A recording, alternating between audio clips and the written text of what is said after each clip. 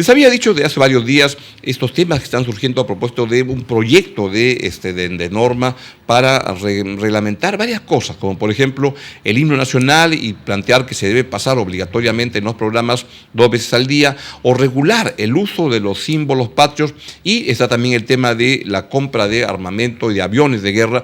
Y para eso he querido invitar al programa, he tenido la gentileza de venir a Andrés Gómez de la Torre, un muy fino analista de lo que pasa en el mundo militar y que nos pueden ayudar a entender a los civiles por qué es lo que está pasando y cómo se piensa en el mundo en Actualidad Militar, que era una revista que antes salía de los militares. Andrés, bienvenido, gracias por estar en el programa. Encantado, Augusto, muy buenos días, a tus órdenes. Cuéntanos, por favor, ¿has visto este proyecto que lo que pretende es regular temas como el himno nacional o el uso de los símbolos patrios en la ropa y las confecciones?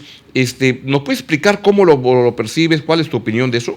Bueno, coincido con Augusto Tausen, me parece, hizo ahí una excelente columna en el diario El Comercio este fin de semana, referido a que definitivamente el cantar el himno nacional no forma necesariamente parte de una actitud cívica de los ciudadanos, ¿no? Entonces me parece un poco que es un proyecto o una iniciativa, digamos, como que puede tener eventualmente algún efecto interesante, importante, desde el punto de vista de lo que es las fiestas patrias, el patriotismo, pero el patriotismo pues no se limita a cantar el himno nacional o el uso de los símbolos patrios, ¿no? Yo creo que la agenda de defensa, Augusto, es tan densa y problemas tan complicados de seguridad interna y externa que enfrascarnos en este tipo de proyectos, digamos, simplemente es perder el tiempo, ¿no? Creo que hay temas más acuciantes, tú lo sabes muy bien, las amenazas a la seguridad, el crimen organizado, la minería ilegal, el narcotráfico, etcétera, las adquisiciones militares que ahora vamos a conversar, los temas externos, etcétera, como para perder un poco en el día este tipo de proyectos de ley que lo único que hacen es retrasar los temas de la agenda de fondo, que es la agenda de seguridad. Permíteme un comentario, Augusto, un comentario. Estamos en una situación bastante grave en términos de seguridad interna, el tema de la minería ilegal, el tema del narcotráfico, el tema de la corrupción, etcétera, ¿no? El posicionamiento del Perú en la escena sudamericana frente a tantas presiones que hay, los conflictos internacionales, y creo que esto no debe ser, digamos, dejado de lado por alguna cortina de humo por ahí con el tema del uso de los símbolos patrios, etcétera, ¿no? Yo creo, además, es un gobierno sumamente débil, que tú lo sabes muy bien, tremendamente débil, ¿no? Pero aún sí que fuera fuerte, ¿no? Porque siento que esta pretensión que cuando se lanza un anteproyecto, ha dicho el ministro de Defensa, el general Astudillo, pero lleva implícito una sensación que la Fuerza Armada se siente como la dueña de los símbolos patrios y de la peruanidad, digamos. El decir, no, en Gamarra no pueden usar el escudo como les venga en gana, se va a regular. Hay una sensación de que además viene alentada por esa idea, desde mi punto de vista muy absurdo, que se habla de instituciones tutelares de la República. ¿A quién tutela? ¿Quién tutela aquí? O sea, tutelar es a una persona discapacitada. ¿Quién se creen para tutelar a la gente? Bueno, mira, el carácter tutelar de la Fuerza Armada estuvo regulado por el artículo 213 de la Constitución del año 33, que está derogada. Se derogó el año 79 con la nueva Constitución. ¡Qué bien! Entonces ya jurídica y constitucionalmente, no son instituciones tutelares. Ahora, ¿tienen funciones establecidas? Sí. El concepto de tutelaje, claro, repito, fue derogado con la Constitución del 33, que sí establecía ese carácter de tutelar mediante el famoso artículo 213. Hubo en el diario de debates una discusión en el seno de la constituyente previa sobre ese tema, pero llegó la Constitución del 79 de agosto y a las Fuerzas Armadas se lo dieron las misiones claras, las primarias de defensa externa y las subsidiarias de la participación en desarrollo económico.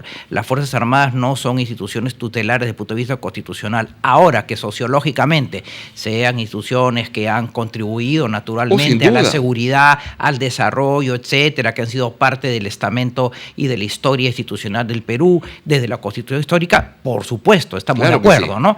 Pero lamentablemente, y esto, Augusto, en América Latina, ante la debilidad de las instituciones políticas, las Fuerzas Armadas pues asumen lo que un distinguido politólogo Dirk Roy dijo, ejércitos políticos, ¿no? Que consideran como sus legítimas funciones el gobierno, ¿no? Entonces, claro, estamos en América Latina en un contexto de precariedades institucionales en donde las discusiones se dan en función de la participación mayor o menor de la Fuerza Armada como un soporte político. Y eso es un problema que tenemos por la baja calidad de nuestras instituciones políticas. ¿Cuán políticas son las Fuerzas Armadas hoy en día en el Perú? Bueno, sin duda que algo que se avanzó mucho, Augusto, es en la parte constitucional, en el sentido de que están subordinadas y que no tienen esa condición, primero, de tutelar y segundo, tampoco son instituciones dirimentes. Es decir, ¿hemos avanzado en eso? Sí, hemos avanzado ciertamente. Y en América Latina el proceso ha sido muy complicado, Augusto, porque todavía tenemos en el caso boliviano, en el propio caso ecuatoriano, etcétera, ¿no? Estos militarismos subyacentes que... En Bolivia, por ejemplo, se ha hecho sentir, ¿no? Exactamente, se ha hecho sentir. En Chile fue un proceso muy complicado con la salida de Pinochet.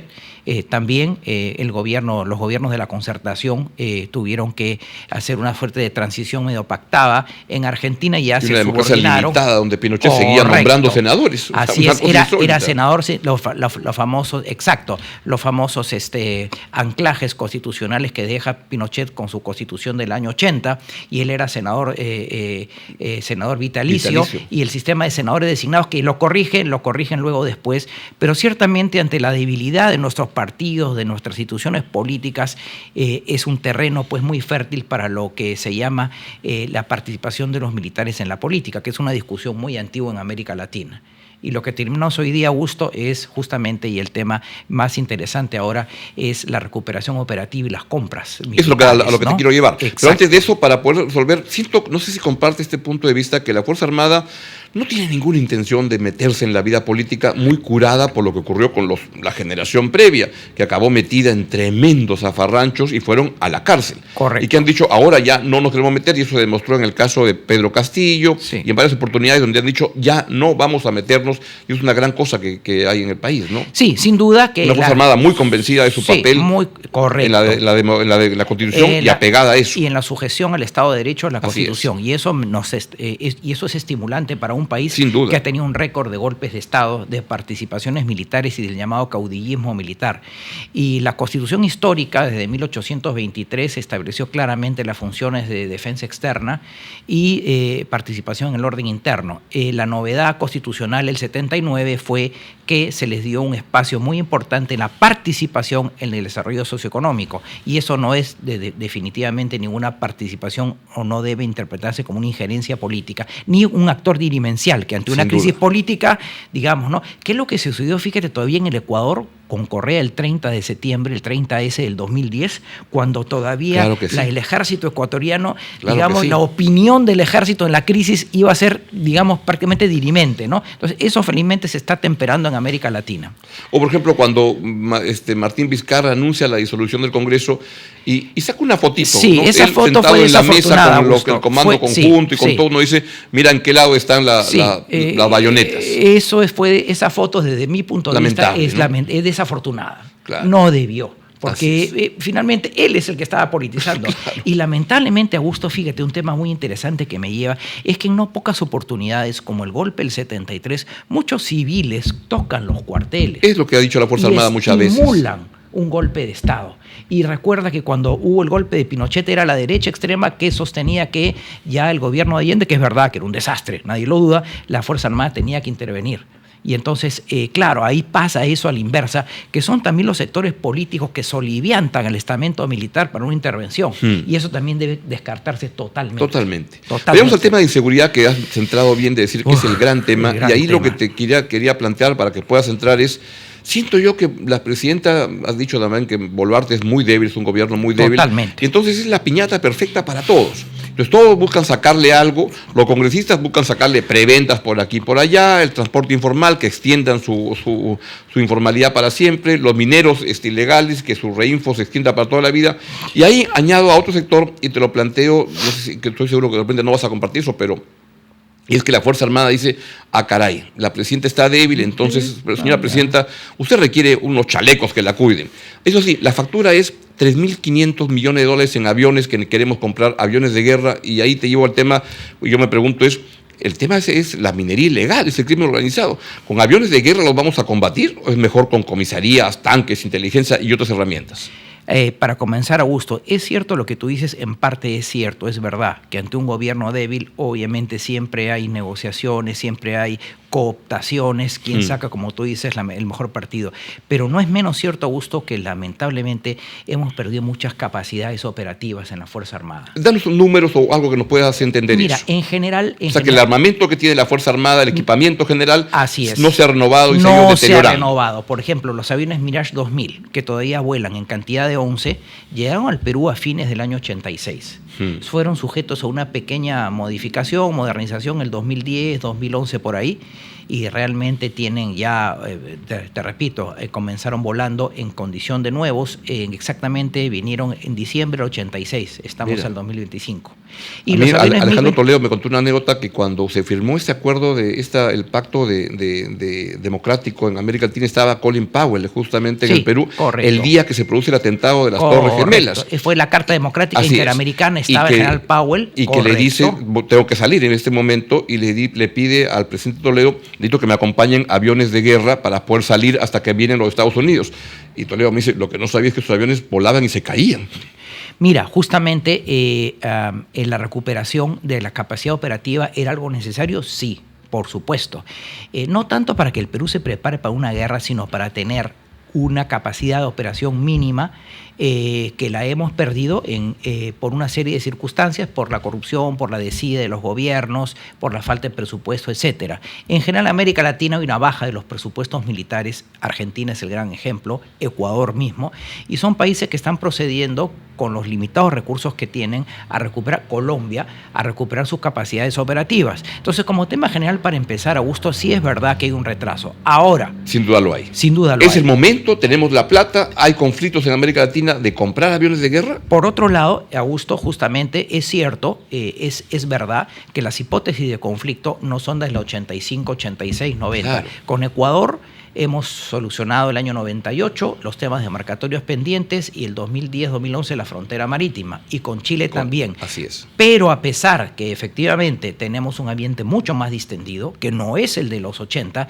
es necesario tener una capacidad, digamos, de respuesta mínima, porque en este caso es verdad, y la opinión pública tiene todo el derecho de cuestionarse, son 3.500 millones, son 24 aviones, pero son 24. Tradicionalmente la Fuerza Aérea hace 20, 30, 40 años tenía 100 aviones, 120 aviones. Colombia, Argentina, en las mismas cantidades están procediendo a recuperar sus capacidades porque las han perdido también. Es cierto lo que tú dices, las amenazas internas son mucho más complicadas. Y mencionaste algo, por ahí una palabrita que me gustaría apuntalar. Dijiste, por ejemplo, inteligencia. Claro, tenemos 5 jefes de la Dirección Nacional de Inteligencia, ¿no? Sin plan de carrera, desinstitucionalizada, con 20 y tantos jefes de la caída del 100, que nadie justifica el 100, por cierto. Entonces, ahí, por ejemplo, tienes una beta importante en la cual es para la seguridad nacional fundamental tener un servicio de inteligencia profesional, estabilizado, con plan de carrera, y no lo que tenemos hoy día, 5 jefes. Claro. ¿No? Y en estos casos muchas manos hacen garabato. Se tiene que centralizar el mando de inteligencia para que funcione. Exactamente. Esa es una de las patas. El briefing al presidente de Estados Unidos se lo hace una agencia de inteligencia. Así es. No se lo hacen 5 que se pelean por ver quién tiene la Correcto. Hay un manoseo, lamentablemente, y también hay un tema de retraso tecnológico, de recurso humano, y eso es una de las patas cojas que tenemos. Un Ministerio de Defensa que el año pasado, cuando se lanza la propuesta para la adquisición de los aviones, polariza y dice los que se oponen son traidores a la patria. Discúlpame, eso suena a velasquismo. Totalmente. Y al gobierno de Velasco, de la dictadura militar de izquierda que deportaba y todo. Eso no es la forma de plantear una adquisición, diciendo que quienes se oponen legítimamente o lo observan son traidores a la patria. Por supuesto. Yo estaba en favor de las compras, pero totalmente en contra de esa forma, a mi juicio, inconveniente de cómo se planteó la compra, porque eso es polarizar, ¿no? Ahora, habría que persuadir a la población en el sentido de que entienda que hay que tener ciertas capacidades operativas mínimas. Es verdad, Augusto, y ahí te doy toda la razón. Cuando se compraron los Mirage 2000, que eran 26, era el presidente Belaúnde, en 1984, Fernando Belaúnde Terry, que era un hombre pues íntegro, un político de polendas. Cuando Fujimori compra los aviones MiG, tanto a Bielorrusia como Rusia, nos guste o no, pero tenía un techo en las encuestas, sí, claro. Digamos, claro razonable, sí. O sea, más del 50%. ¿no? Pero en cambio ahora tenemos este gobierno tan débil que se embarca en una cosa Pero más tan allá de la grande. legitimidad de la social, política del gobierno, mi pregunta es, ¿no es mejor en este momento dedicar los recursos que se puedan dedicar al tema de la seguridad interna del crimen organizado y ahí meterle todas las balas, meterle todos los recursos y ahí dedicarnos a lo que eso requiere? Capacidad de inteligencia, que no es solamente nombrar gente, es capacidad de recursos de inteligencia que se demanda, equipamiento para combatir a eso, que no es aviones de guerra. ¿No es mejor hacer prioridades y en un contexto en el cual la plata no sobra? Sí, en primer lugar, como tema general, yo estoy de acuerdo en el sentido que las amenazas internas y el fortalecimiento de la seguridad interna es una prioridad. Como segundo tema, Augusto, dentro del paquete ofrecido por el Ministerio de Defensa el año pasado, que ha pasado desapercibido, no sé por qué, estaba también la adquisición de no solamente aviones de combate, aviones de transporte, que es muy importante, y helicópteros para mejorar las capacidades de rescate, búsqueda, salvamento contra incendios, a raíz de lo que pasó lamentablemente con la alférez Ashley, que el avión KT-1P lamentablemente fue ubicado muchos días después. Estaba en el concepto también de este paquete de inversión estos elementos como los aviones de transporte, como los helicópteros, que van a coadyuvar obviamente al tema no solamente de las amenazas internas, sino el desarrollo socioeconómico. Correcto. ¿no? Y eso lamentablemente yo hasta ahora no lo veo, que es otra de la prioridad. Pero como tema general, Augusto, yo te diría, y eso y ahí es una opinión muy personal, por supuesto, Argentina, 24 aviones de F-16, la Fuerza Aérea Argentina estaba volando aviones Mirage y A4 Skyhawk de la época de Malvinas. Claro. O sea, ya no tenía una capacidad, cero capacidad. Y no han tenido capacidad de entrenamiento. Y no han tenido capacidad de entrenamiento. Míos, sí, correcto. Yo vengo del colegio de la Fuerza Aérea, que correcto. Cuando hubo el conflicto con el Ecuador, me decían, la primera vez que disparamos misiles de verdad fue ya en el combate. Antes entrenábamos y diferente es que salga un misil de verdad a que salga uno que solamente suena. Correcto. Y hay un tema, en el caso, te hago un breve paréntesis, de Argentina. Argentina ha pedido también la capacidad de interdicción naval, y tiene al frente las flotas pesqueras chinas depredadoras. Por ejemplo. Y recién está recuperando capacidades en su aviación naval para poder controlar estas flotas depredadoras chinas que entran a las 200 millas de zona económica exclusiva, depredan el mar, no había control. Entonces, creo que hay que sopesar el conjunto de capacidades, efectivamente. Insisto en los aviones de transporte, que eran muy importantes, los Spartan. Dos aviones se habían pedido, no sé. Los helicópteros... que eso sí es tremendamente necesario para un combate al crimen organizado. Que habría que ver que el ministro de Defensa, que el ministro del sector de Defensa también defina qué ha pasado con con este anuncio, porque aparentemente todo se ha centrado en los aviones de combate, que no está mal, pero ¿qué pasa con estas adquisiciones colaterales? Ahora, Augusto, el comandante general de la Fuerza Aérea sí ha dicho algo muy claro, que hemos entrado a la fase final del proceso de compra de aviones de combate, y que la FAP entregará, abro comillas, cita textual, entregará al Ministerio de Defensa el nombre del modelo elegido, son 3 competidores, el 31 de julio. Pero nos gustaría saber qué pasó con los aviones de transporte, que son fundamentales. Son solamente 2 Spartan y hay 4.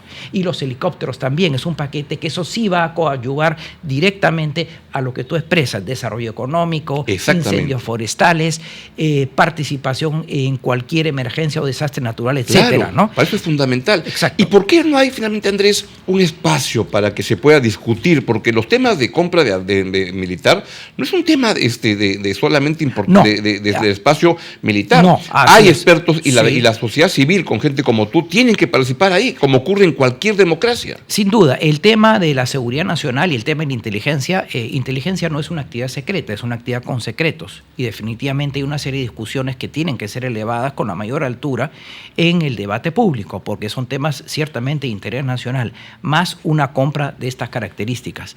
El presidente Belaúnde tomó la decisión el año 84 de comprar 26 aviones, Mirage 2000, y no hubo ningún reparo, nada, porque sabía la tesitura que teníamos de un presidente como Belaúnde, ¿no? Lamentablemente esta compra se recortó mediante un contrato, el Júpiter 3 con Alan García, nos vinieron los temas con Ecuador, eran otras coyunturas, ¿no? Ciertamente eran otras coyunturas, ¿no? Pero sin duda los temas de seguridad, defensa, inteligencia no son secretos y no tienen por qué ser guardados, digamos, bajo una gaveta, porque eso ya es un anacronismo, ¿no? Y cuando se guardan secretos, a veces en la Fuerza Armada Sí. hay como la costumbre de ponerle que es reservado hasta el rancho del día. Así es, el sello exacto. reservado. Esa Entonces, es una excesiva- no puede haber ese tipo de Esa es una secretismo. cultura excesiva de secretismo que en nada contribuye obviamente a la transparencia y es lo que genera justamente las discusiones, ¿no? Y una parte final, Augusto. Por favor. Son tres postores, Dassault de Francia, Lockheed Martin de Estados Unidos y Gripen De Suecia. SAP Gripen de Suecia, exactamente. Tenemos en este momento una feroz lucha de proveedores y de contratistas porque es un contrato muy grande. Obviamente. Las tres empresas que compiten con el Perú, Augusto, han competido en Brasil y han competido en Colombia y algo han competido en Argentina. O sea, estamos en una guerra también de contratistas y proveedores. Por eso es que es importante tener las alertas necesarias porque tú sabes perfectamente. Que las comisiones que a veces se pagan en estas Correcto. compras son muy altas. Así es. Y termino con un apunte, Augusto, para que tú veas. El año, un tema técnico y de corrupción. En los años 70, la empresa Lockheed llegó a sobornar por los famosos aviones F-104 a países con unas estructuras impresionantes como Japón, Claro. que hubo, como Noruega, como Holanda. También en Noruega, en Holanda, Altísimas, o sea, países que tienen pues unos estándares de de transparencia, transparencia, que salen en altos. los rankings de transparencia internacional como Correcto. los Y más, en los más años- honestos. En los años 70, la empresa que fabricaba los aviones Lockheed, la empresa Lockheed, llegó a hacer esos famosos sobornos que constituyeron unos escándalos en tres democracias afiatadas, con grandes controles jurídicos, parlamentarios sobre lo de defensa. Y mira, Japón, Noruega, Si te pudiste comprar Holanda. Entonces, políticos claro, o militares en Japón, Noruega y Holanda, Claro. no quiero ni pensar lo que va a pasar ¿no? Entonces, en esta patria nuestra. exacto. Entonces, siempre estar alertas Así y es. hacer el llamado escrutinio público. Y pues tan importante que la sociedad civil con expertos pueda también entrar en este debate. Correcto. Andrés, muchísimas gracias Encantado. por estar en el programa e ilustrarnos sobre ese tema que es tan importante para el país. Los temas militares no son secretismo de la Fuerza Así Armada, es. deben ser parte del debate político, del debate democrático, de políticas públicas, de ver qué nos conviene. Muchísimas gracias. Gracias, Te encantado. voy a volver a molestar. Encantado, a las Muy bien. órdenes.